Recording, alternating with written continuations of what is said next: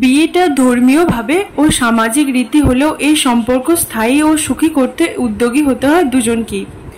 যদি সম্পর্কের প্রতি শ্রদ্ধা থাকে, ভালোবাসা থাকে, সম্পর্ক টিকিয়ে রাখার ইচ্ছা থাকে, তবে বিয়ে কখনোই ভাঙবে না।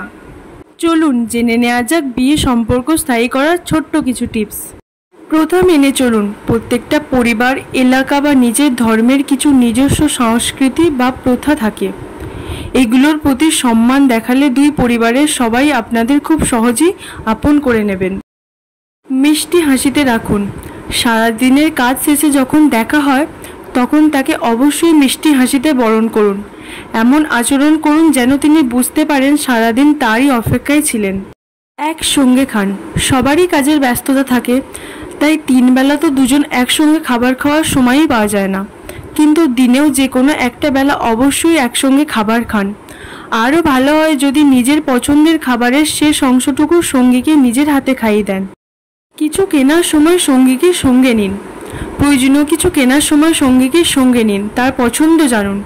এতে তিনি নিজেকে অনেক বেশি গুরুত্বপূর্ণ মনে করবেন আপনার জীবনে। খাবারের বিষয়েও মাঝে মাঝে তার পছন্দেই নিজের মেনু ঠিক করে নিন। মনে রাখবেন, ছোট ছোট এই সময়গুলোর নামই কিন্তু সুখ। একটু ছাড় দিন। আপনার প্রিয় মানুষটার জন্য একটু ছাড় দিন।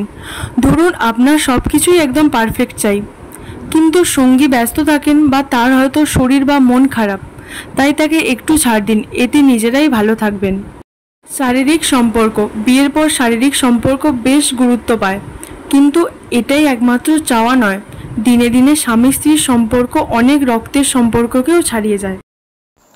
সামাজিক মাধ্যম। সামাজিক মাধ্যমে নিজেদের সুন্দর ছোট ছোট মুহূর্তের ছবি শেয়ার করতে পারেন।